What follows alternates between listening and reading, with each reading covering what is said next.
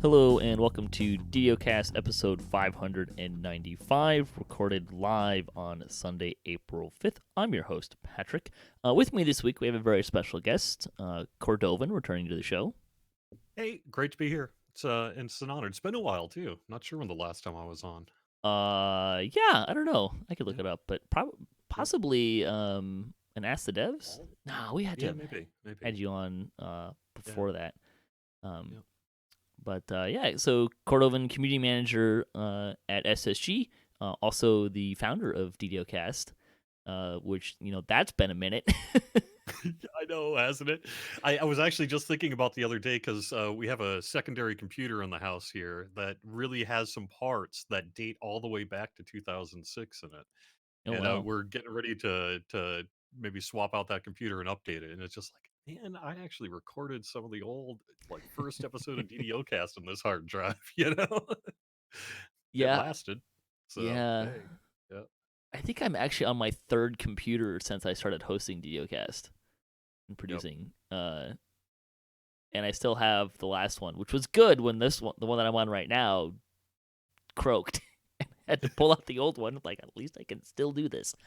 Um, so, but Broadcasting live from the office. Oh, wait. yeah, right. Yeah, this is the office Well, nowadays. we'll Yeah. talk about that in a little bit. Before we get too much further, here's the screenshot of the week. Valine Tower explores Thunder Peaks and finds an underground waterfall in the 457th DDO screenshot of the week. Thanks, Lore Porlem and screenshot taker Kikowin for sending in this week's screenshot. So two people helped with this. Is that interesting? Yeah, one person did the jump, one person took the shot. Ah, gotcha. Yep. Okay. Did you give them both a code? No, probably should have though, shouldn't I? I don't know. Just curious. Um, hey, while we're on that topic, let's say someone has a screenshot that they would like to submit for the screenshot of the week, because they can take way better pictures than what they see, or think that they can compete with some. I mean, these are great screenshots. How do people do that? It's pretty easy. All you have to do is send in to contact at standingstonegames.com your screenshot. Just say it's okay to use for DDO.com. There is a link I could dig up, but doesn't really matter that much. Yep. For the most part, just send the screenshot into DDO or actually contact at standingstonegames.com and just say, hey, it's okay to use this live. If you want to actually get a formal uh, thing, let me pop that into the While you're chat doing here. that, may I just suggest that this is a pretty easy way to get some points. If you take a quality It is. screenshot, especially a unique screenshot, uh, I would suggest, particularly when there's an update that just happens or an event that goes on, helping them promote said event and new content, and stuff that's not the same screenshot that you've seen. Like, there's screenshots that people take all the time. But I Yep. mean, last I checked, you get like maybe 4 to 5 to choose from a week. Yeah, it's some weeks are better than others, but it's not uncommon that I'm looking at, about a half dozen screenshots to pick from, and maybe four of them are. Ones you've seen a lot.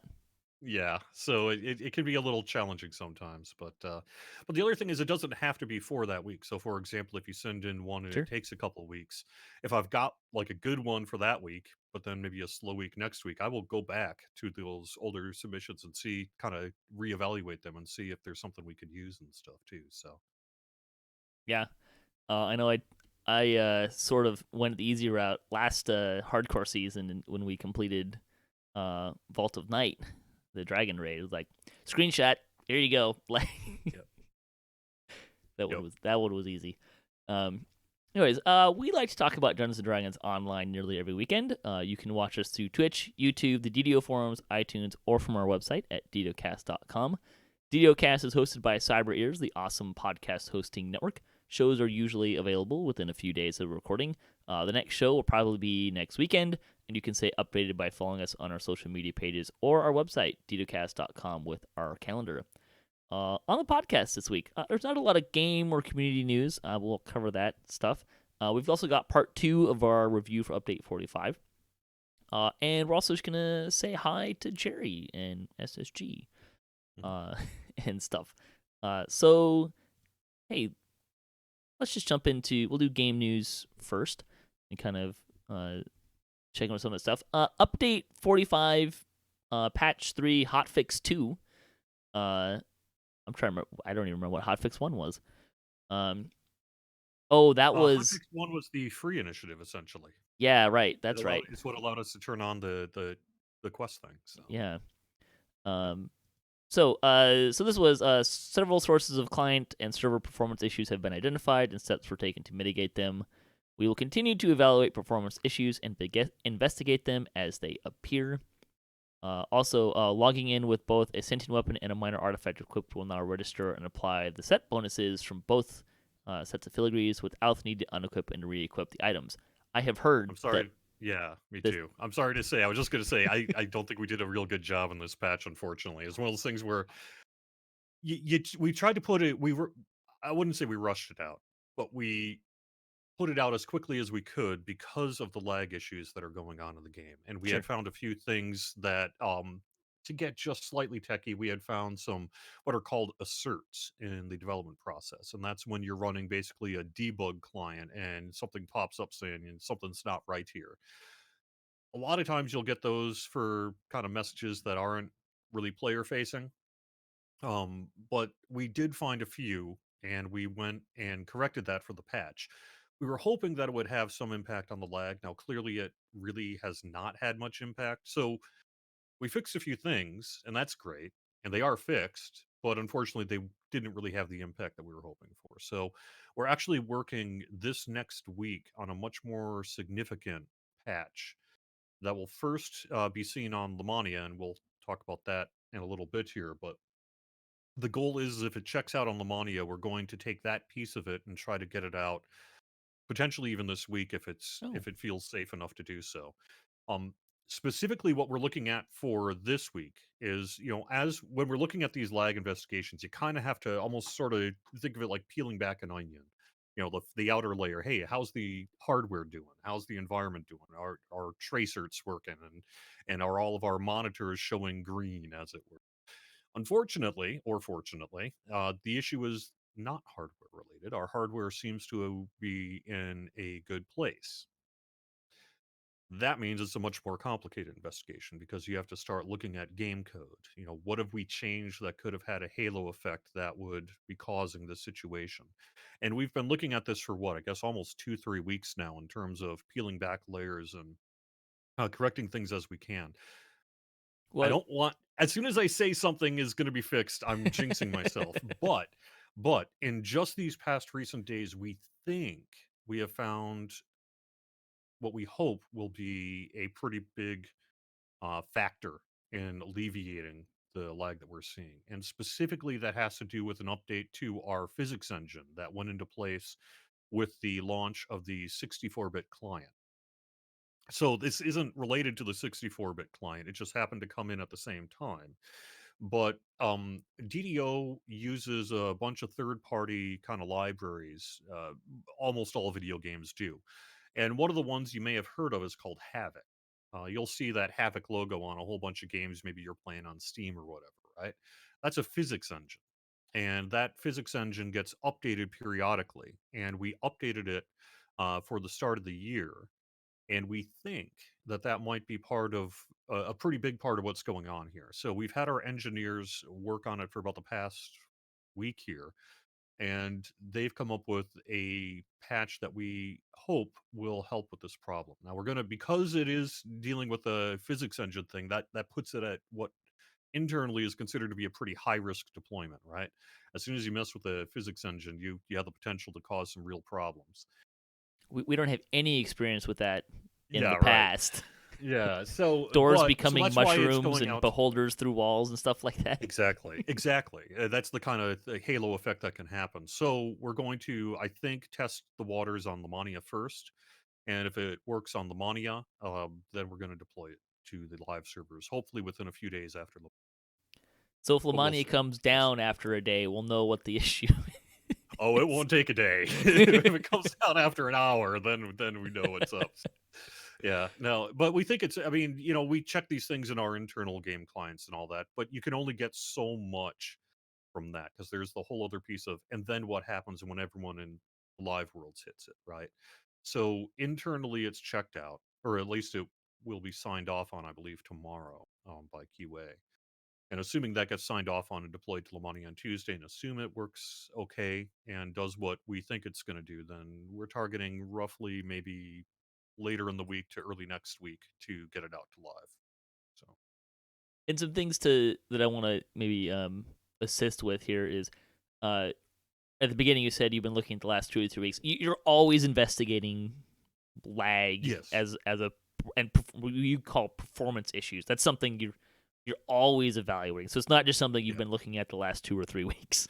Right. Um, Specifically, what I mean by that is in the last 2 to 3 weeks, the public response to what's been going on, combined with our obvious interest in wanting to make sure the game is playing well, is basically reallocated resources. Is mostly what I mean for that. It's like, sure. yo, engineer A, you know how you were working on X? No, you're not. You're working on Y now, and that's really what's been going on the past couple of weeks. So.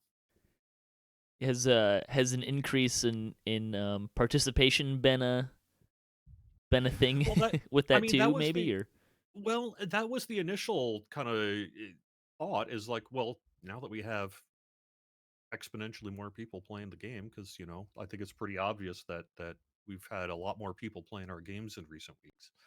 Um, that's why the hardware environment was the first thing we scrubbed, Mhm. right? Because that's where that would manifest. And unfortunately, like I said, we didn't find any smoking Or guns there. fortunately, I mean, fortunately is good too. Well, the nice thing with hardware is you can monitor it, you can fix it, and you can replace it, or you can do whatever you got to do, and Upgrade then it. it's done. Right. So trying to dig into the It's an game easy code fix. is yeah, a relatively easy fix compared to digging Sure. through game code. So Yeah, I hear you there. As someone who does some troubleshooting with scenery on stage, sometimes it's very nice to get the well. The good news is this fix is easy. The bad news is it's because something broke. yeah, right. make Um, more beefy. But yeah.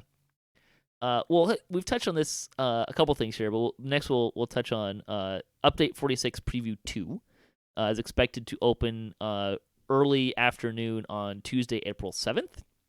Hmm. Uh, physics engine being good, it will last until sometime in the late afternoon of Thursday, April 9th.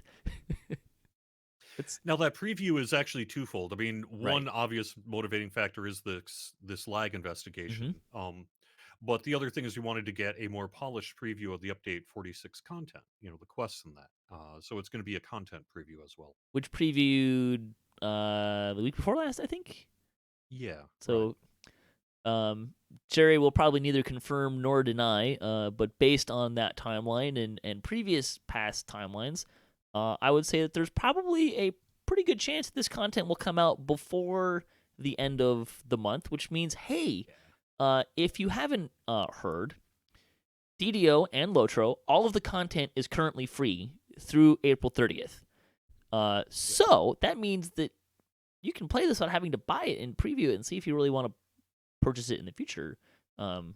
as kind of a thing, which is pretty awesome. So that's kind of coming. Probably, I would say not next week, but probably the week after would kind of be the general cadence. It's usually like a Right. week in between. There's really two things though that might adjust that this time around. One, I don't want to make any promises until we have this kind of lag investigation resolved. I don't Sure, think we're going to go live with our next update. until you do Yeah, that. until we get that fixed. The other thing is, we do have a situation which we'll talk about again in a little bit, where everyone's working from home and all that. And while Right. productivity is good, it's not 100% just because of the nature of everything, right? So I don't want to speak for the content team that might be pulling their hair out trying to get the last pieces in or whatever. So there's a chance it might take a little bit longer than normal, but I it sounds April certainly doesn't sound unreasonable to think it would come out this month. So. Yeah, and the stuff that we're alluding to now and have been a little bit is COVID-19, which has, I think I saw something like 90% of the U.S. is under stay-at-home orders, uh, which includes both me and SSG. Yep. And first with that, we at DDOCast and I'm guessing SSG hope that everyone is safe, healthy. If you're not, we hope and pray that you do get healthy. If you have loved ones who are going through this, we're thinking about everyone. So we hope things are going well for you, and if they're not, we hope that they get better. In that regards, part of what SSG has done in response to that is what we said. All content is free until April 30th. And that's to Lotro and DDO. Also, with that, there's some extra events, which included the Mimic Hunt, which ends this weekend. I think it ends today, Yep. right? I think technically we've said through April 6th, and which seems a Okay, little odd to me because normally we turn these things off on a Monday. Monday morning. Did put on the webpage through April 6th, so I'm guessing we're turning it off on Tuesday morning. I Sure. Fun fact that is apropos of nothing. I was on vacation when they did all this stuff. I was gone for a week. I come back and I'm like, you did what now? You did the oh my god. No, actually I knew there was happening while it was happening, but I Right. was on vacation, so I don't know.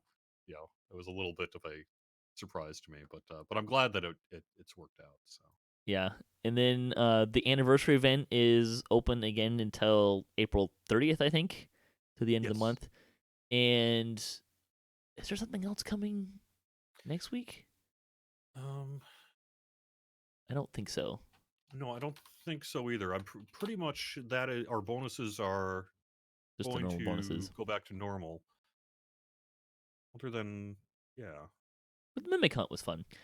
Uh, Yeah. I always enjoy the Mimic Hunt. I think it's kind of a fun thing. And we actually we had talked off air. I think the last time you were on. Uh, you know, would the Mimic Hunt be fun on hardcore? I say yes. I agree. Yep. I mean, I like my 2 cents on it was make it because now hardcore seems to have a seasonal flavoring. I think a seasonal flavoring of mimics would be exciting and make it so you can't turn it off, but also drastically decrease the how often they turn into mimics, Yeah. so that they're only turning if they were turning into mimics now about 30% of the time, maybe turn it to 5% of the time, just enough to There keep you might on your be a toes. I think there might be a challenge there in that I don't know that we can adjust it on one server without adjusting it game wide, but I would Oh, have to sure. double check on that. Well, but Yeah. if it's but here, you can turn it on one on not a server. So I'm going to assume you could turn Right, it right. on only a server. So if it Well, that's what adjusts I'm it for saying. all the I servers, who think the cares? flag is on off, but the system is Sure. numbers set. So I hey. mean, the Mimic kind of only comes around like once or twice a year, anyways. So Hmm. yeah, Yeah. I think we can get around that. That's just my 2 cents. I think it'd be fun. And then make everything kind of mimic theme. The the skull graphic could be a mimic skull. Do mimics have skulls? Yeah. That's a question. No, I think the answer is no. If anything, they have soft exoskeleton or internal skeletons, but I'm sure they can. I'm sure the design team can come up with something. So, yeah, yeah. uh, by the way, the Reaper, the level 1 Reaper cloak is a lot snazzier this year or Yeah. this season. I really like that one. It's pretty cool. I don't know. I keep dying. Sigh. We're getting off topic, but I did reach my goal of hitting the Reaper, getting the Reaper cloak. But we had this season worked on planned on getting the Reaper XP in epics, where it's a little bit more lucrative, and we kind of came to the conclusion that, you know what, the problem with doing that as epics that we didn't really consider is a lot of your power in epics comes from epic destinies, which we don't have to start with. It actually became a lot less fun and a lot more slow and a lot more grindy to like level up to a point. So we said, yeah, screw this, and we TR'd. Yeah, Start yeah, it over. yeah. And we were At having a this lot more point, fun with that. I've abandoned Reaper XP as a goal, and I'm really just looking Sure. to hit level 20 and 1750, and we'll see if I can do that even. God, I hope so. Yeah, I get get in almost touch I with me. made I'll it. help you out. Yeah, it's for me. The wall has been. I can basically coast my way to the level 5 quests. Sure. basically close my way to level 5 quests, and then every so far I've died twice now on my characters in the level. Uh, Hmm. Actually, Party Crashers has been the culprit both stinking times. So Yeah, there's some. I have very much enjoyed the here's how someone died. mhm. Um, and although I would say it would be almost kind of a little fun if maybe next season it got added to say what where they were on a leaderboard if they were on a leaderboard, Hmm. because that's always fun to. Although that might rub it in a little bit on the people who died a little too much. Yeah, But it wouldn't surprise me at all if we didn't see maybe some kind of addition to that for the next season because it seemed to work really well this year, or this time around in yeah, terms of the additional information. So it was it's pretty cool. it's fun, and there are definitely more people going higher level. There was a level 30 who died yesterday. Uh, and actually the group right after me and my friend Tiard, the group that we had been running with, someone in that group died. The next quest that they did after I saw a couple of we deaths in an ejected. E So Chrono over last night too. Poor guy, folks in there. If that was you, I'm sorry. also the living The Abishai pool. Devastator, yeah, took out a couple. Yeah, the living pool is getting fed frequently as well. Yeah, Queen Hera has become less of a problem, I've noticed, but yeah. no, it's been fun. And and whatnot. Uh, but back to kind of where we boy, we got off on a little tangent there. I wanted to give you a little bit of space, just to kind of update people on how SSG is doing in the COVID-19 crisis. Sure. So Washington State, really the Seattle area, I think, Hmm. where you are, got hit first in the United States Yes. with the COVID stuff. And right on the heels of that was New York City and the Boston area. And so I don't know whether we're second or third or what have you, but we're pretty darn early on. So in many ways, the edges, Washington and the East Coast, have been the vanguard of what's been going on response wise in terms of initially closing schools, initially closing businesses, hospitals seeing overwhelming number of people, some of the other kind of crisis things with masks and all that. So we've been dealing with the COVID thing in the Boston area for about a week and a half or so longer than most of the rest of the country, and there are still parts of the country that are still just starting to see the impacts of COVID-19. So we've been at it a little bit longer than most, and we've been working from home. Geez, I don't even know now. I'm trying What to. day is it? What day is it? Yeah. It's been at least, let's see, one, two. I guess this will be on Monday. Will be officially 3 weeks that we've all basically been working from home at the SSG offices, and it was a little bit of a rolling start because we had to build up some hardware, and the tech ops people had to get virtual networks going and all that kind of stuff. But um, we've been basically working from home for about 3 weeks now, and that's both the Locher and the DDO team. The entirety of SSG has largely been working from home for 3 weeks. And we're cooking along pretty good. I mean, in many ways, because of the fact that we're a tech company, a software company, a video game company, we're in a position, I think, to work from home perhaps more successfully than some other businesses. We're all a bunch of tech geeks here, and we know computers for the most part. And so I think we're in a pretty good position to have been able to largely transition to a work from home scenario with little interruption. And so it's been working pretty good for us, in terms of getting things done on time. But it's still been obviously a big crisis for everybody, right? Because it's not just, hey, are you working from home? It's how's your family doing? What about your significant other, partner, kids, whatever? Are they working? What are they doing? So there has been,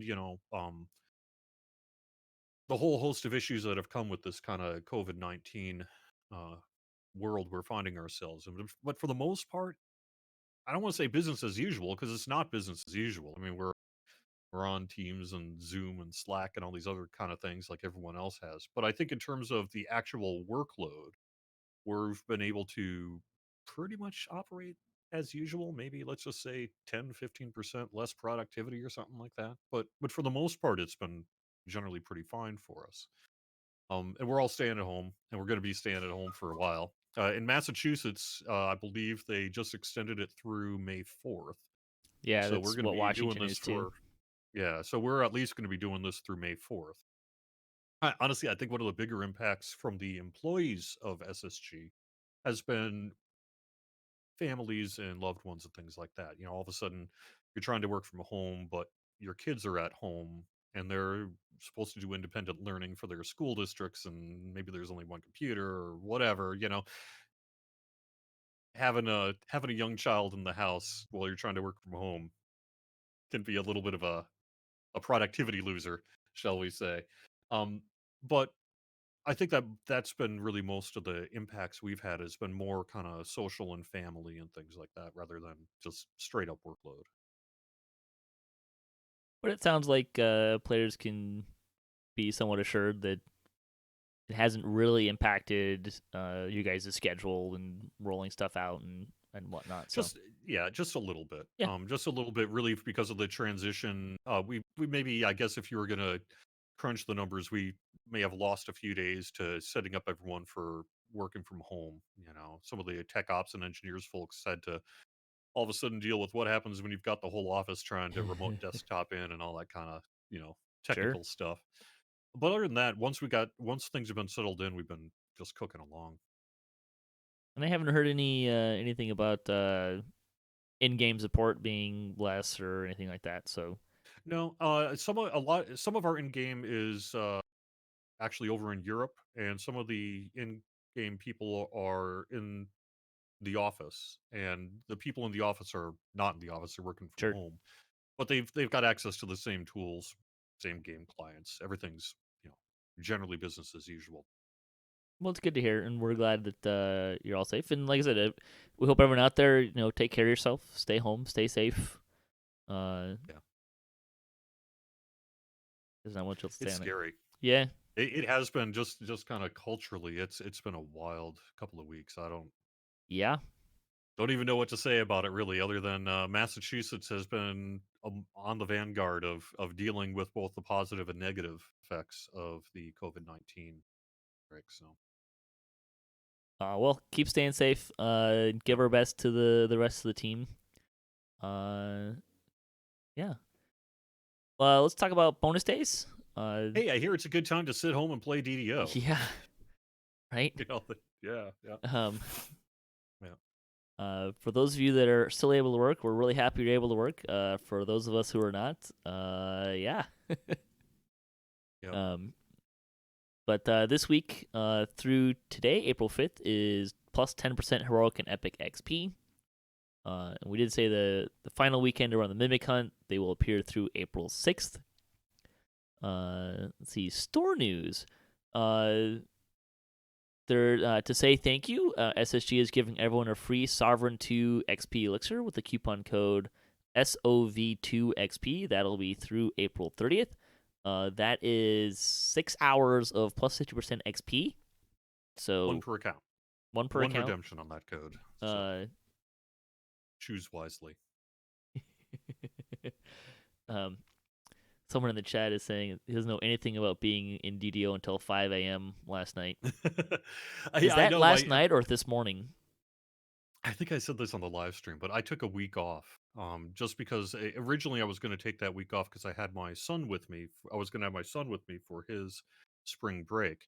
But unfortunately, because of the COVID-19 thing, it just, well, without getting too personal, it didn't really make sense to bring him up to Massachusetts from where he was living, Right. right? So I ended up with basically a week that I was like, well, should I go to work? And I was like, you know what? I just need a mental health break, and I'm just going to take that week off. And it all happened to coincide with all this COVID stuff anyway. Originally, my plan was to basically stay off the computer and get done with some house and yard work, and I did thankfully get that house and yard work done for the most part. Except, what did I find myself doing pretty much all week long? But play Hardcore. DDO. I played DDO all week long. You would think when I was off work for a week, maybe I wouldn't. But no, I guess I do care because holy crap, I probably put in 30 hours that week of DDO at least. So Some stuff. This is your final weekend to get double bonus points through April 5th. Also, the sale this week is Honor Your Guild, so you can get 20% off of Astral Shards, Guild Renown Elixirs, Guild Charters, and Guild Airship Beacons now through April 9th.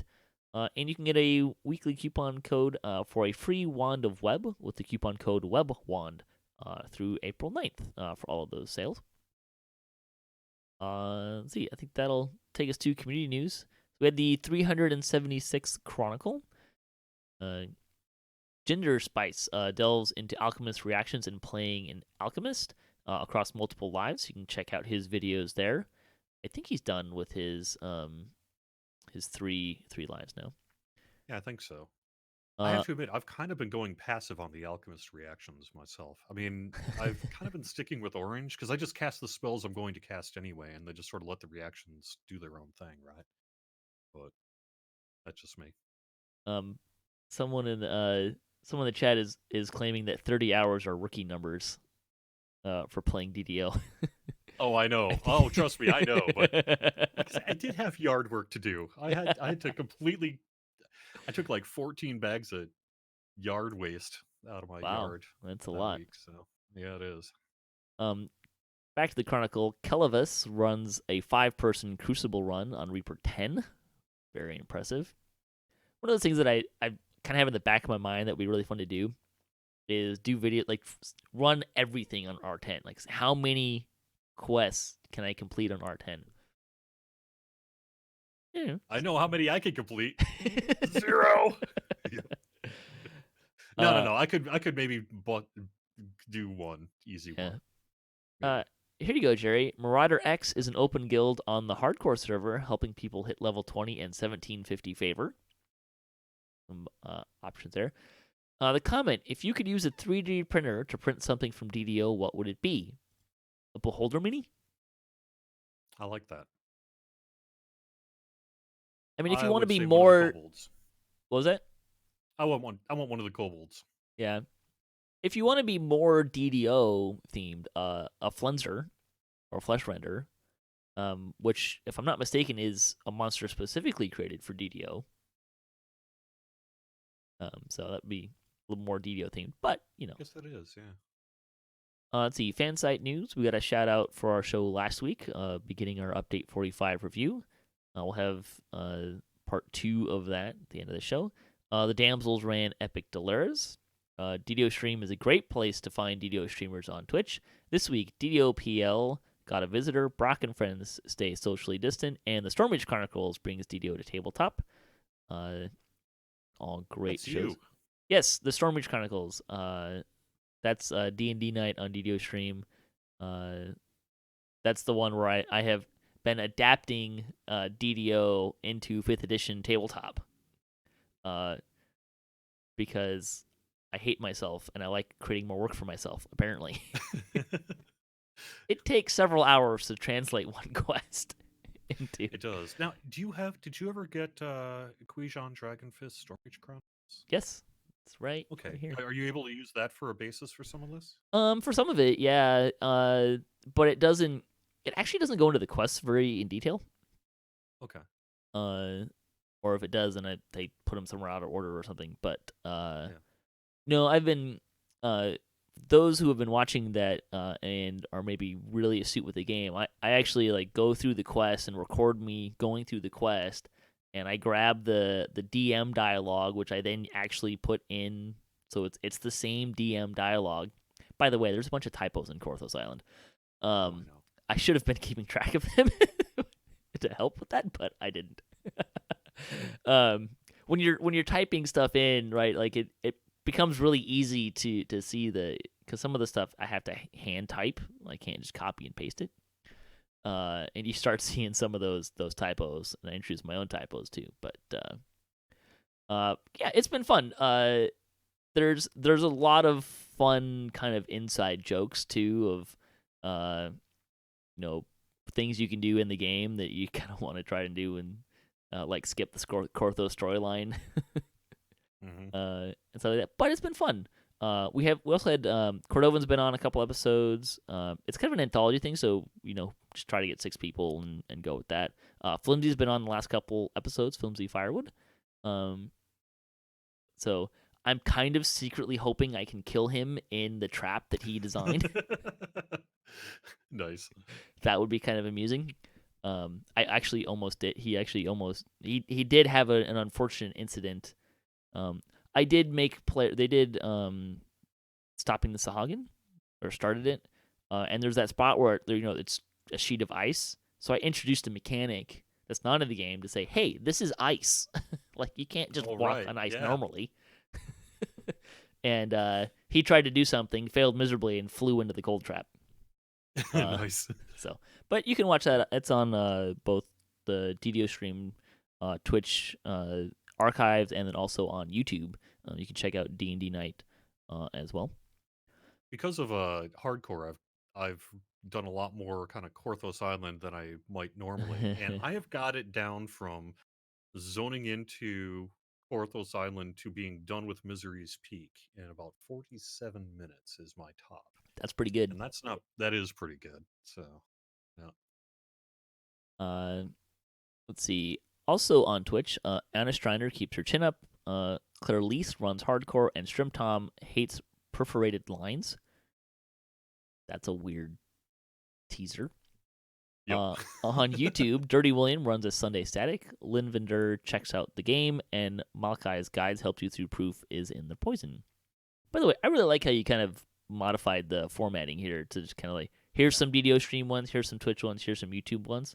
I like that. I like the new formatting there. The idea of the kind of cutesy phrasing too is to maybe try to give people a little bit of a teaser and motivate them to check it out. Because when it was just kind of a long list of links, honestly, I just wasn't seeing enough follow through on the numbers there. So sure, I'm trying something a little bit different.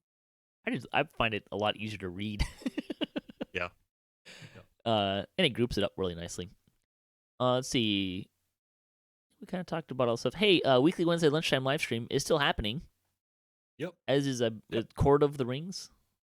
Yep. Right? Yep. Yeah. They're both happening. Yeah. I'm on Kyber next week for week 2 of 2, running my level 30. I love running on Kyber with my level 30 because he's one of my favorite characters and I don't get to run him enough. Yeah. But whenever I log into him, I never get anyone joining me on Kyber because there's not enough other level 30s. I'm not doing anything Wednesday. Yeah. Send me an email. We'll do something. Yep. I'll find someone. I got plenty of level 30s on Kyber. It's my one chance to actually show off some decent DPS numbers and nobody sees it. So there you go. Let's see. So that covers the community stuff for the week. We touched a little bit on D&D Night on DDO stream Sundays 7 p.m. Eastern time on twitch.tv/DDO stream. This is our tabletop stuff that has been going on for 2 years now. I think that you guys started about a year and a half of doing every week, mostly every week, which has been a lot of fun, really great. Hey, if you have an interest in playing D&D from home during social distancing and self-isolation, let us know. You can either me or Cordovan or there's a couple other people. Be happy to have more people. Particularly more DMs, more groups. I just put it out there, like it would not be a bad problem to have to say, hey, we've got more groups than we can do on one slot a week. Maybe we need to go to 2 slots a week. That'd be cool. Yeah. There's I'm going to be doing a one-off the 3rd Sunday of this April, but then I've got my son with me for the rest of the summer, and so I'm going to be stepping away from D&D Night until like August-ish. And so there's a slot open that I happen to know that is currently unfilled for that 3rd Sunday of the month. So if you're a DM out there who wants to step up and has the skills, I guess, really to be successful with it, let me know because we do have an opening coming up. Yeah, and we should mention the sponsor, Fantasy Grounds, fantasygrounds.com. Again, if you can't leave, you're not supposed to leave home, and you want to play with some friends, just say it's a great platform. There's other platforms too. We use Fantasy Grounds because they were kind enough to sponsor and give us some content, and it's been a lot of fun. And Unity is in beta too. Looking forward to playing with that a little more. kind of trying to finish up some of the stuff I'm working on and where it is right now, and then probably I'll start looking at figuring out how to make Unity work. Start playing with that. I'm really excited about the dynamic line of sight thing though. Like that's the feature in Unity that I'm most excited to play with.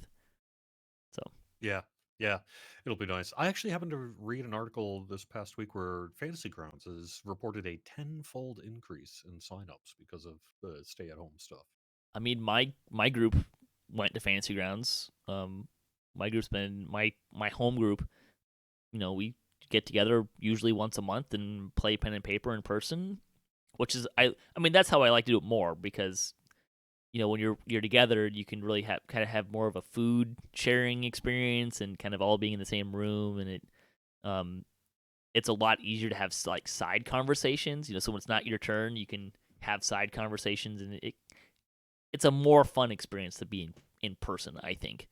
But if you can't do that, online's Yep. it's as close as you're gonna get. So, Yep. so there's a lot of fun. And Fantasy Grounds has a lot of great programming stuff. There's a little bit of a programming language you can learn to maximize some of the stuff. But it does all the math for you, which is great. It has a little learning curve. I would say it takes a couple of sessions to feel comfortable Mm-hmm. kind of navigating all the software, but once you do, it really works pretty well. So I would say with it too, there's a little bit of learning curve to kind of get comfortable with it, and then you can go an extra mile. I know Groovy is kind of really into doing some of the more programmy stuff, which can really amplify that experience and make it easier for you. But I have to admit, I'm kind of the opposite of Groovy on that regard. I tend to just sort of go with, let's just write in the numbers ourselves. Don't sure, worry so much about it. Which is totally doable. So you don't actually have to know all that stuff for the most part. You can treat it like you're writing on a sheet of paper. and you can roll at home too, right? Like you just roll dice on your Yep. table and whatnot too, and just do the numbers Yeah. yourself. It's also an option. Yep. So, there you go. A little bit of DDOCast news. We're gonna restart DDOCast Plat probably this Wednesday. Um, the plan had been to take a couple months off for baseball season, which sadly is on hold. Yeah. So I have a lot of extra time on my hands, uh, at least through April. So we're gonna probably start that up again Wednesdays at 5:30 Pacific time on twitch.tv/DDOcast. The practice of the video game industry putting out their sports games for the next year kind of hit them in the hind end this year because like NBA 2020 is maybe not real representative of the NBA in 2020 this year. Yeah, oof, Yep. that's unfortunate. Yep. Well, hopefully we'll get things going slowly and whatnot. So we're all in this together. We did have a little bit of lightning post. Foji wrote in talking about Alchemist. He said Alchemist is easy if you're a caster because you constantly throw red spells, and you will use displacement when defense is needed. When that puts you in the purple stance. If you're throwing burst damage, those are yellow spells. You get Pyrite for added benefit. So little feedback there. I'm excited to really get into Alchemist. I think it's going to be kind of fun, and I'm kind of sure I know where I want to go with it. I'm just going to make a thrower, I think, where I want to start with. I don't really have a thrower at the moment, so I like having. I have a DPS caster. I don't have a thrower. A good way to make one. So Character ended up dying on hardcore, but I had a thrower alchemist that I made to level 9 again. I think it was level 9. And I've mostly been using, there's a low level kind of daze spell, one of the level 1 spells, which can do a 3-second daze, and it works well, really well, maybe too well, but it works really well, and I would recommend it. So, sure. Yeah. Well, there we go. That'll wrap up the news section of the cast for this week. We'll have part 2 of Update 45. Minor programming note with that. I'm probably gonna. I should have done it live. We only recorded it in 2 parts. I'm probably gonna break that one up into 3 parts. So it might be a little weird on that break part. But Gonna break that up so there's 3 parts for update 45 review. Because part 2 is like an hour, and we've been talking for 45 minutes, as we are wont to do. Whenever I'm on the show, it goes long. I don't know why that is. We're just really good at talking to each other and chatting about DDO, and plus we had some extenuating world things to talk about, which is no fun to deal with. But I think people will appreciate kind of knowing where SSG is and that you guys are still doing well and all that stuff. Hey, is there anything else you want to plug before we head out? No, not really. We I kinda think touched on we pretty everything. well covered all. Yeah, we touched on everything. Like I said, we're just really working on lag fixes and update 46 here and moving ahead on both. So there should be hopefully some good news this week on that. Yeah. So thanks for listening to the show. Thanks for people hanging out with us live. And thanks to Cordovan and all the guests for DDOcast that help contribute to this show. Really appreciate it being not just me talking. And thanks to Standing Stone Games. Hey, thanks for all the fun stuff for quarantine time. And to Wizards of the Coast for making this happen, and to Cyber Ears for hosting the podcast. If you'd like to support the show, we would encourage you to find something else to support. There's a lot of people hurting, a lot of food banks, medical, Red Cross kind of things that are stretching their capabilities. We would encourage you to support them at this time, or maybe a neighbor in need or something like that. If you have a DDO-themed webpage or you Twitch DDO and you'd like to be featured on our website, you can email us at ddocast@gmail.com. You can hit us up at ddocast.com for show notes, MP3s, our calendar, previous shows, and other fun stuff. If you would like to be a part of the show, if you have a comment on this episode, a question you'd like to hear us answer, a topic you'd like to hear us discuss, or you just want to say hi, you can leave a comment or you can email us at ddocast@gmail.com. You can also find us on social media and follow us for the latest cast updates. At DDOcast on Twitter is the best place. Hey, if you want to follow SSG, it is what, Jerry? It'd be twitter.com/standingstonemA or Standing Stone Games on Facebook, DDO.com, Locher.com. Link you to all the places you might want to go. There you go. So stay tuned for part 2 of our Update 45 review.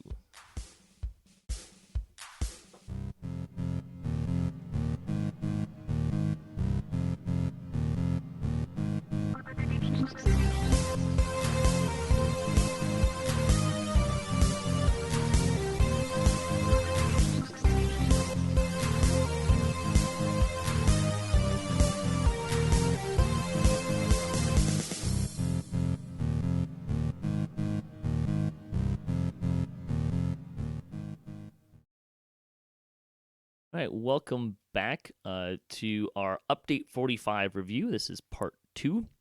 I'm your host, Patrick. With me this week, we have Samius Gurobo. Hey, first billing, look at this. It's a miracle. I better check outside and see if money's falling from the sky. No, your contract for this show is pro bono. Darn it! And we also have Strimtom. Hey, what's going on? Well, same old, same old. So last time we were talking about Update 45, we started our review. We covered Alchemist, the anniversary event, and some other stuff. This week, we're going to dive into some more of Update 45. And where I would like to start this week is let's start with, we'll talk about the Catacombs and the Delares revamp. And maybe we'll kind of start with the Catacombs. How'd you guys feel about the epic version, kind of the revamp that they did, including the loot? Well, I haven't played Epic either yet because I've just been doing so much on Hardcore League and all the heroics. Right. But my conclusion so far is that Heroic Catacombs is awesome. The changes have made it so much more streamlined, and it's great. The loot, I don't know where all of it drops from, but the fact that it comes from the quest, cool. I kind of wish for like low-level quests, especially under level 5, they just made it so that you got an item from every chest you looted. I don't know why they have the regular loot rules. for the low level stuff. Yeah. But the quests are a lot more streamlined. The items are updated to be great, and they're awesome. And then for Delirious, they made like one quest change, I think, and all the I think items two. were. Did they make two? They changed the one room with the skeletons in part 2. Yeah, and they changed the levers in part 2. Oh, and the levers, so it's soloable. So I think Yeah. those changes are good. But and then the items for Delirious are either the same or the same, which kind of bad. So I don't know. Epic Voice the Master rules. Sure. I feel like I'm mostly on Strimtom's side here. I think we basically lined up. Again, I also haven't played it post level 20, obviously. I'll give it a shot pretty soon, probably, just as like a once and done kind of thing for a while. But yeah, the heroics are good. There is a necklace in particular, Margaret's necklace. Mm-hmm. You want that, if at all possible, on the hardcore server. I think it's got a stacking 7 false life or something. Yep, Profane False Life. Yeah, profane false life. The epic version is pretty good too. Is it? Yeah. Yeah. Obviously the dagger and the swords can make a big deal if you need to ghost touch on the hardcore server. I don't know. I get a lot of people telling me that they don't like how the items are in the quest versus in the end reward chain because they feel like they don't get that big list of options to look for, and that you can't easily repeat a specific quest without playing like Catch the Window or something. But for me personally, I feel like that's not as big of a change because, again, I basically once and done a quest, and I'll just throw these named items into a box, and then if I need them for a particular character, I'll just go get them. But I can understand how, if someone was looking for something on Epic, how that could be a real deal breaker.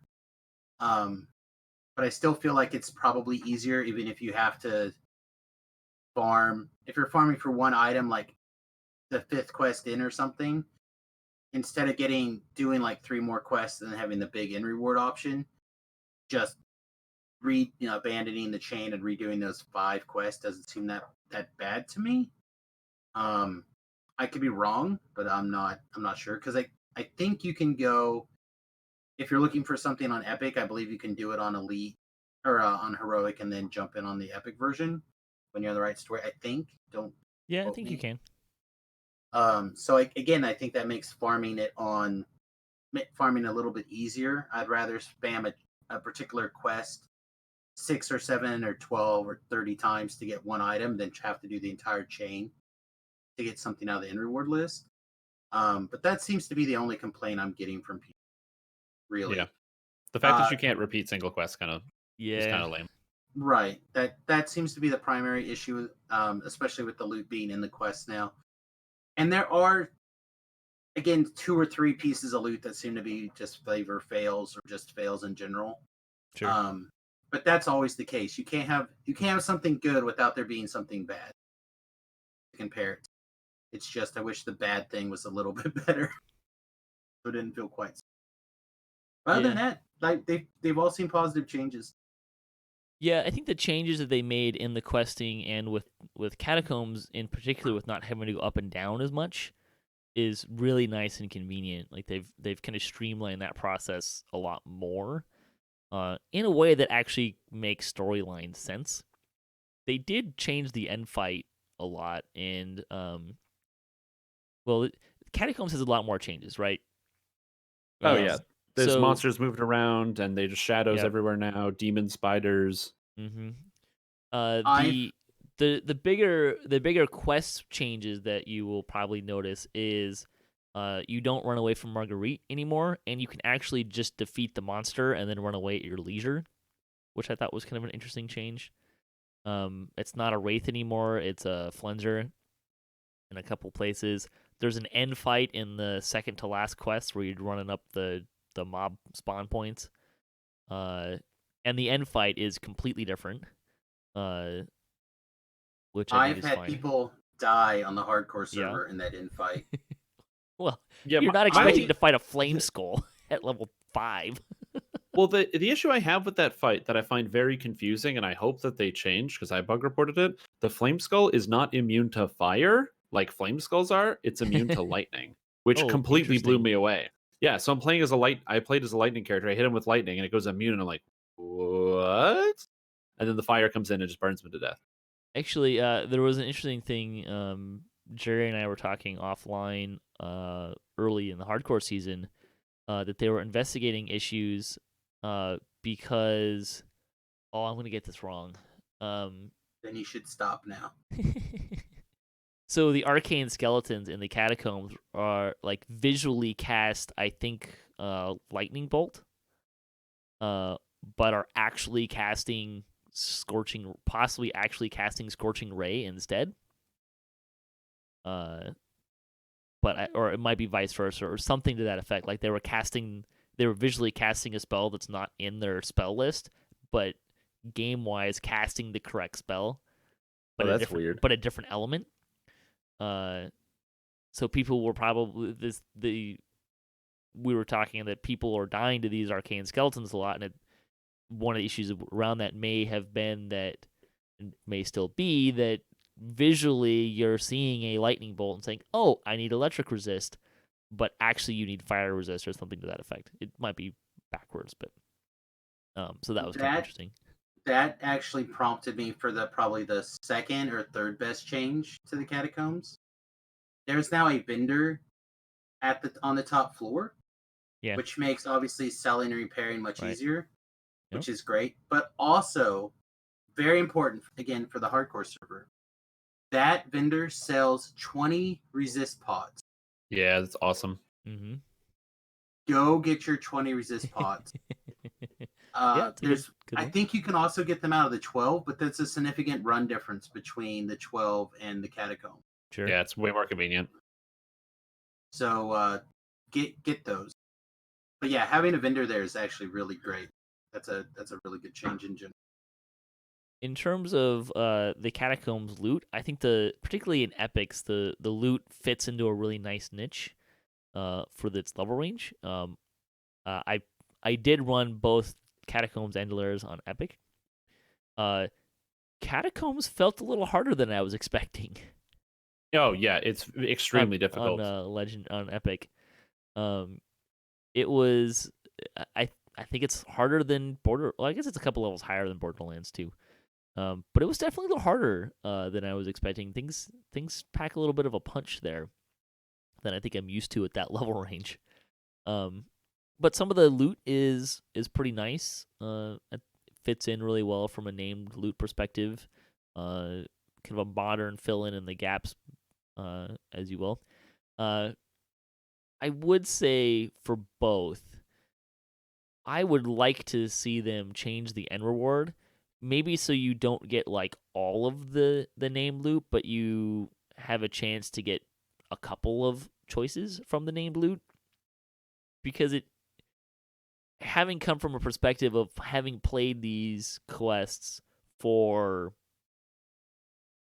they've been out since I started playing in 2006.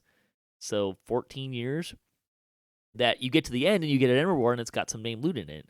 And now, like, the Delares one is just really... the only thing in there is a voice and an epic voice. That's it. So that's kind of disappointing. Like, it's just not the same feel of, like, I've completed this chain. Let's look at this named loot. Now, granted, I wasn't taking any of the named loot anyways because I didn't need it. But now that there's some new stuff, particularly with the epic... although this may in part be due to they can't differentiate in the end reward between getting an epic and a heroic version of stuff. So they definitely can. They definitely can. Okay, for sure, because Wayloon and all those other areas do that. Where like depending on whether you complete the quest on heroic or epic, you get a different set of loot. Yeah. I'm with you on that. I think that they should have the loot list. In fact, hot take, I think that every quest chain that has a chain end reward should give you the item loot list when you finish it.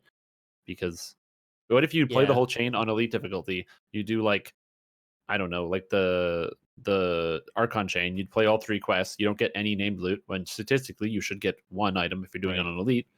And then you can like see the loot list and be like, oh wow, that item's really cool, and so is that one. Well, I guess I have to go do target farm the quest. So, one, I always have to be the contrary. I don't 100% disagree with you guys, but on the flip side, right? Because again, you're saying, at least in Patrick's scenario, that having the end loot always being like ingrained to have something there for, like you said, 14 years, basically for the history of Catacombs. On the flip side now, each individual quest in chest has an opportunity for satisfaction that you didn't have before. Which is great. And I feel like that more than makes up for it, in my opinion. It also incentivizes people to reroll if they want. Not that I would recommend it. Sure. But, you know, it's not just a matter of losing pleasure here, but you're also picking up pleasure there that we are probably overlooking. And to be clear, like, I'm not saying give me the entire list of loot. What I'm saying again, is something more like, you know, in Epic Orchard, you run the chain and you come back, and usually there's 1 or 2 named items in the end reward list for the chain giver. And yeah, and I would love to see that nice, across all, like like Strimtom's saying, across all of the chains. That if you run a chain, your end reward should have 1 or 2 named items in it.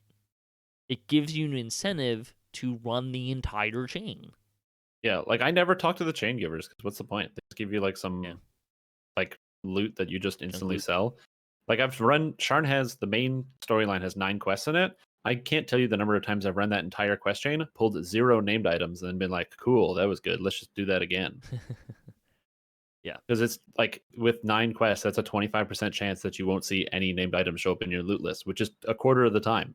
So I feel like I totally agree that because the shift, you are likely to see about the same, or you know, you're likely to see some of the named items, but I don't see how much of I don't know how much of an economic impact it would have for them, but just at least being able to know what they are. Like imagine if you're a player who doesn't even know what the loot, that there's named loot in a quest because you ran it and you didn't see any loot.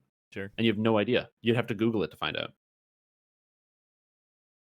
Again, I don't disagree that there could be a place where there's some amount of bonus items in the end reward list. I just want to point out the fact that pleasure has been moved, is all. Sure. From that particular argument. How do you guys feel about the epic voice being an artifact? It's great. I don't care. I kind of don't like it. So again, the people that do care, like Tobrel and Beef and stuff, who give me the feedback on the in-game stuff, apparently there's a real opportunity for it to be very, very good, but because of some of the decisions they've made, it's just fine. And again, I can't really compare to like other artifacts or whatever, but I do know it looks like it can be fed, or at least it did at one time, but it can't actually gain additional slots. That feels bad. Yes, that feels bad. It does tell you now that can only have 1. You can't give it very much anyways, so I think it's great because artifacts are really cool and we all have artifacts, but there is a big chunk of the player base that doesn't do elite difficulty. And if you don't do elite difficulty, especially in Sharn, the artifacts don't drop from the end reward. It has to be done on elite. And the drop rate is really low on non-elite. So this may be, for a lot of people, their only chance to get an artifact at all in the game. Sure. I kind of don't like that I can't wear it with my artifact, though. Oh, yeah, for sure. It's a little annoying. For me, I think the complaint goes more to the fact that they have this whole mechanic that's built for people over level 20.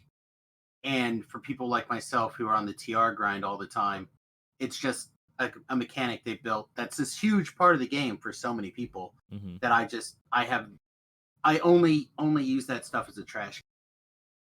Sure. Like, oh, I got some new name loot. Let's drag it over here. Yay! I've got an almost capped out sentient gem just from TR and throwing trash in the trash. Yeah. And it's like, that's all I got out of this. So to me, it feels like every time I see something along the lines, or like, oh, here's another thing, it's like just salt in the wound. What you need And I is to go just- get a spark of the memory, and then it'll take you a lot longer to I fill up have that- one. Oh, you do? Okay. I have one, and it's almost like I'm about ready to put it in. But at the same time, it's just like, oh, I'll just keep dumping my junk in it, and it's all just feel bads.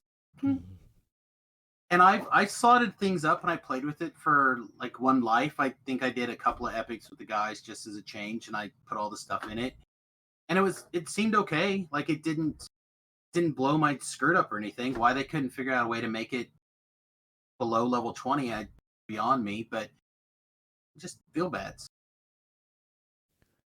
Anything else on Catacombs and Dolores? I should mention one of the release notes for Update 46 is they're increasing the Epic XP for a couple of them, which is good. The XP in Epics was kind of eh. So it wasn't super exciting. The only real benefit to running it over Slayers was I was getting some Reaper XP. But other than that, it was kind of meh. I feel like every time that they hit one of these classic quest pack and they give it a facelift and a remodel, it's great. And every time you get an option to do more quests that are actually meaningful to you in some way is valuable. Absolutely. Yeah. I just wish Regardless the of how much Epic I Link pooped didn't on suck.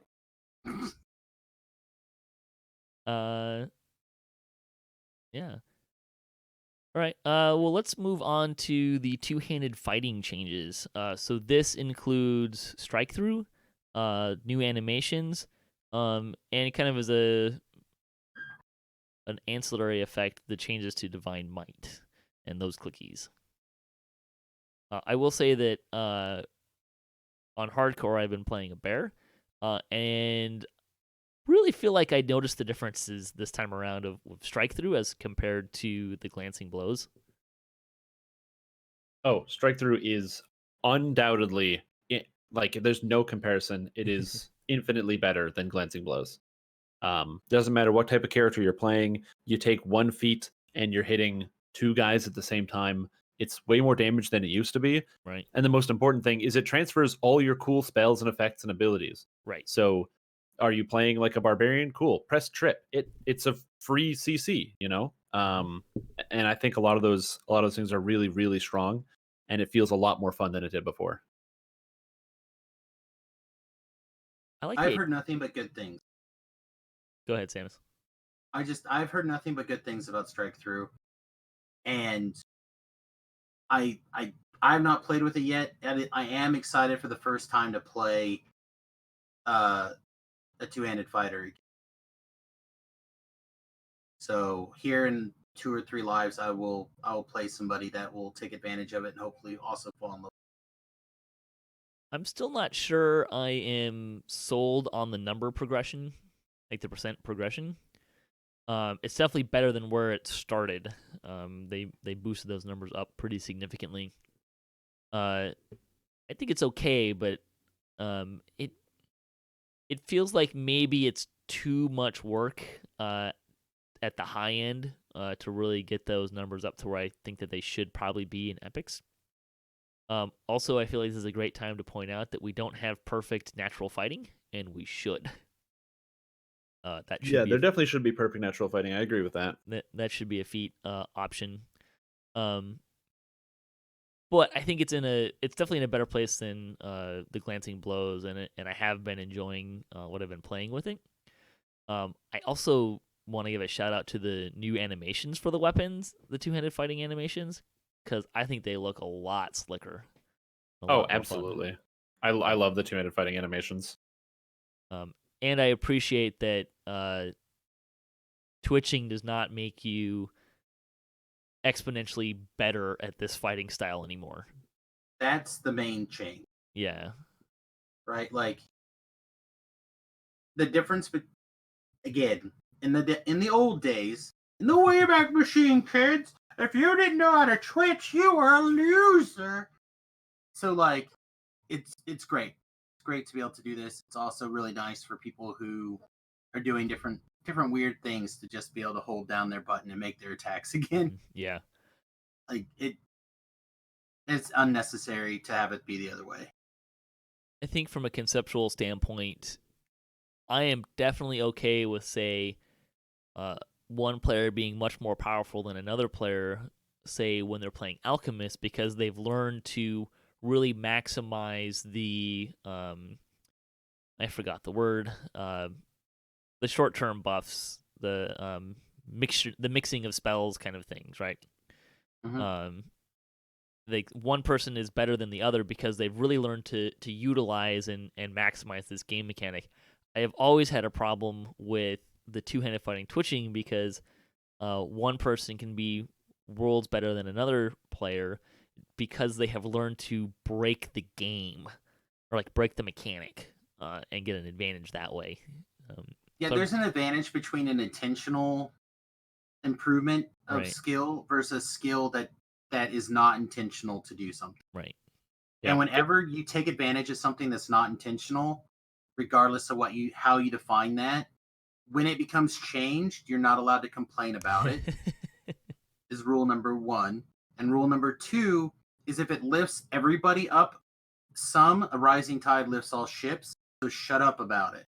Well, so I think that I understand some people's points when it comes to like the fact that there's some twitching and stuff, how everything got changed, because some people were upset about the fact that it felt like it was a way to optimize your play as a melee character where you could learn to specialize in a skill, and that there just is no way to do that now. It's just hold down the key and wait till the monster dies, other than maybe some of your I attack completely buttons. disagree with this point of view.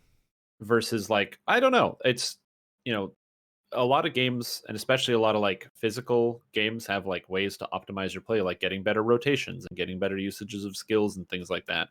And even as we pointed out, the Alchemist, it has a lot to learn and a lot of ways to get used to doing it.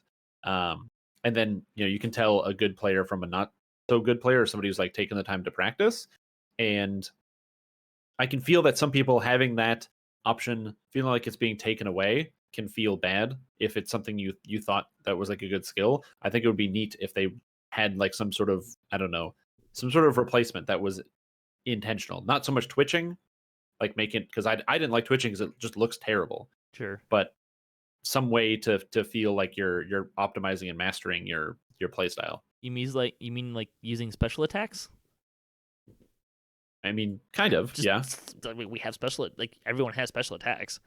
Which would be the Or obvious one. ducking and I would, dodging out of yeah, combat that and that's where maneuvering I'd in really disagree. particular positioning or No, I'm just from the perspective of people that thought that that was like a good way of enjoying the mechanic. That's like some of the arguments that I've heard. I agree, but again, those arguments feel like a cover up for people complaining that they used to be great and these guys Right. used to suck and now they're all the same. I mean, I feel like there is still a lot of value to moving around, and using special attack. Like, I don't think that that you've lost that what they're talking about of this like specialized skill and learning how to play a build, in active combat. I think that still exists.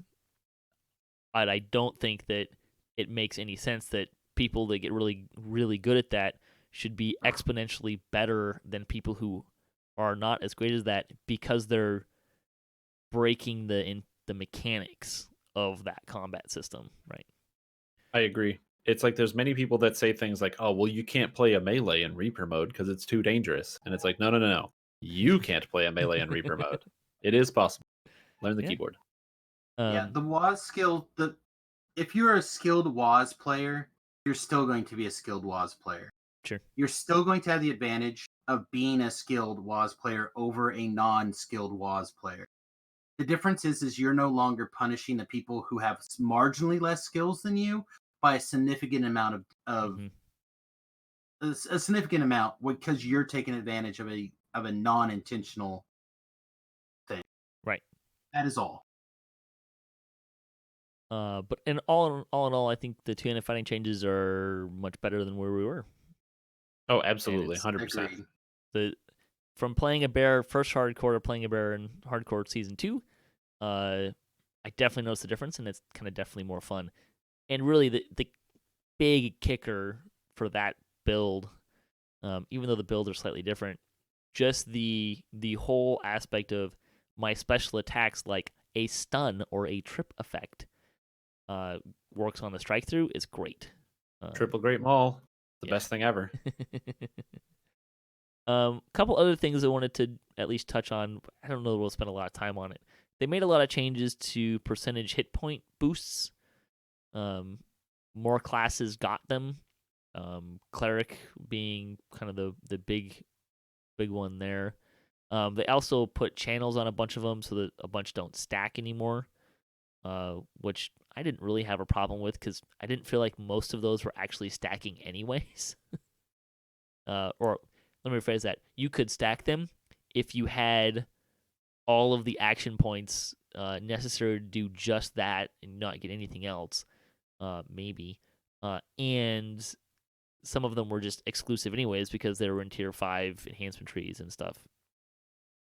The one notable one was that the ASMR tree lost 5% of its hit points. Well, that and also the Renegade Mastermaker lost 10% of theirs, Right. which is true huge as because every tank in the game, for the most part, was mostly Artificer. And I think they wanted to make it so that the traditional tank classes like Paladin or Fighter would be like kind of the baseline for what you should build off of, or at least that would make a little bit more sense. I think it's cool to have alternate options. And I like the fact that even Zombie got additional health because I think that gives you a whole new avenue. But I think they wanted to shift away from that's literally what everyone plays to some people are playing. Yes. But I like the big thing, the big takeaway for me on this was it opens up a lot more options to be a tank.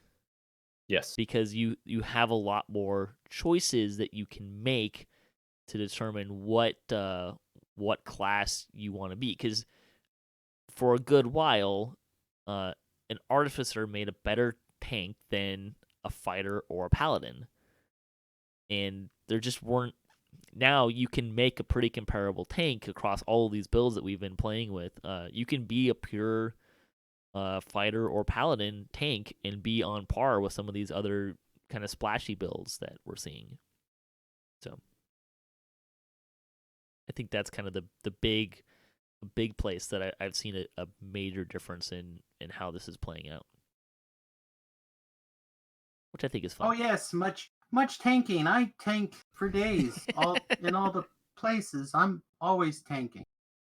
Well, but you don't have to be a tank to enjoy extra hit points too, though, right? That's fair. I mean, my cleric is not a tank, and I definitely went in and said, "Cool. So I'm gonna take what's the spellcasty one for clerics? I can't even remember now. The one that's got a bunch of universal spell power and stuff. Like I took all those points Divine out Disciple? of that. Yeah, that one. I took all my points out of that one and went into War Priest and said, I will take those extra 10% hit points. Thank you. Yeah, it's pretty cool. I also find it very interesting that it's only in Cleric and not in Favored Soul. Well, Favored Soul already has the option of here's a bunch of hit points or spell points. Yeah, right? they already have a bunch. They already essentially have that. It's just mechanically different. Well, I felt like it was kind of they're driving the differences between the two classes, that War Soul and War Priest are not the same thing. They're still not. Which I kind of like. But yeah, no, I hear you. I think they just already have it. I think that's why they didn't do it. And I'm okay with that. Although I would say maybe instead of doing it a flat bonus, I wonder if maybe they should change it to a percentage. But I don't know. I think I saw someone say that Favored Soul actually still generally will get more hit points from what they have right now than that 10% boost, depending on how many hit points you have to start with.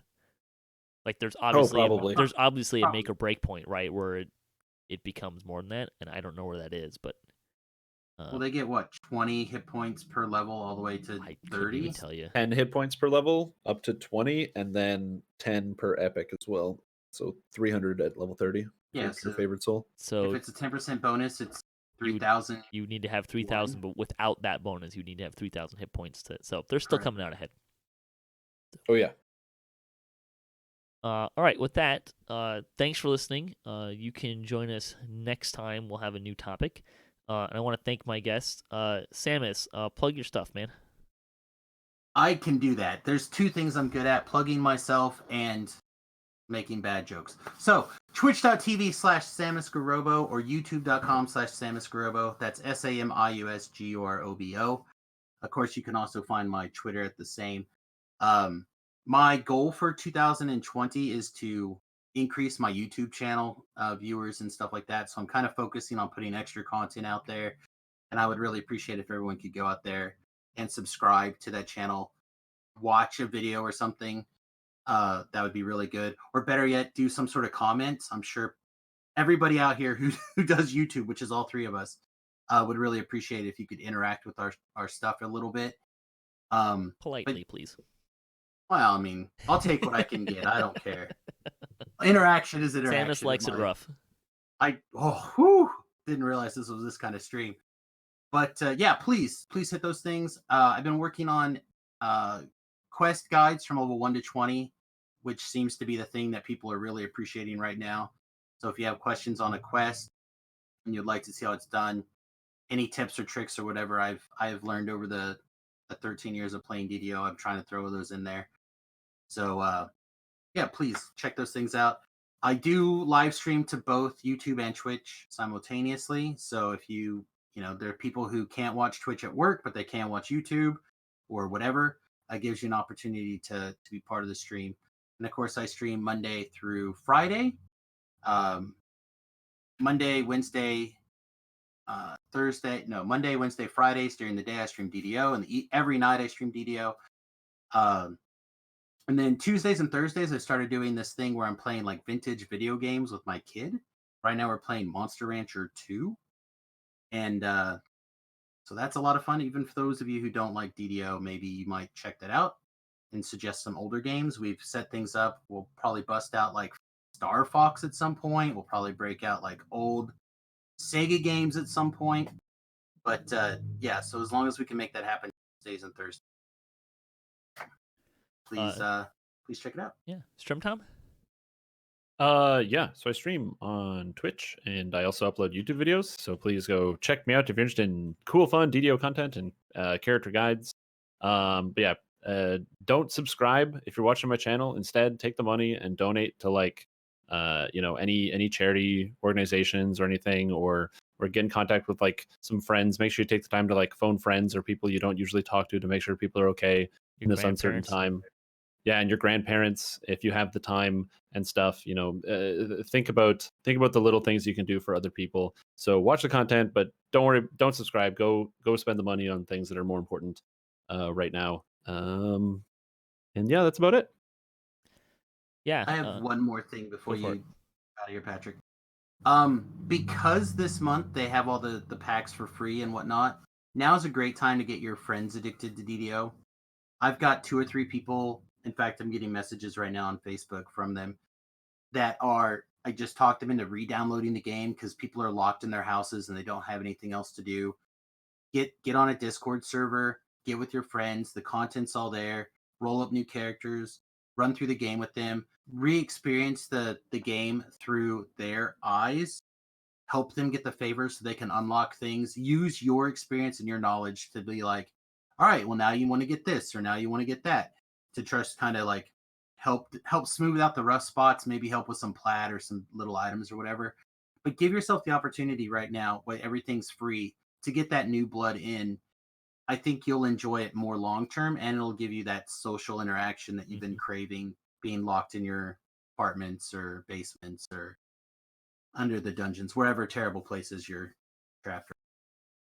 Yeah, it's a great point. Thank you. And to dovetail off of that and what Shrimtown was saying, hey, if you like to support the show, this month we'd say go support a charity, an arts organization, your neighbors, anything like that you can to help get through this pandemic. And we just like to say that we hope that you're safe, we hope that you're healthy, and if you're not, we hope you get there soon. You can also find us on social media for follow us latest cast updates. I'm at DDOCast on Twitter. You guys want to give a shout out for your Twitter's handles? Sure, I'm at Strimtom. Wait, no, that's that. I'm at Samius Gurobo. Yeah, and I think I'm at Strimtom. I don't know. I've been getting suspicious. Apparently, attempts to try to use my account. So if you see me tweeting weird stuff, it's probably me. I'm just drinking. Like puns, bad puns. Great pun. When you see those bad puns, click the link. Definitely if you'd like to join the discussion, you can leave a comment or you can email us at DDOcast@gmail.com. So until next time, may all your attack rolls be crits, all your chest level appropriate, have fun, and don't forget to gather for buffs.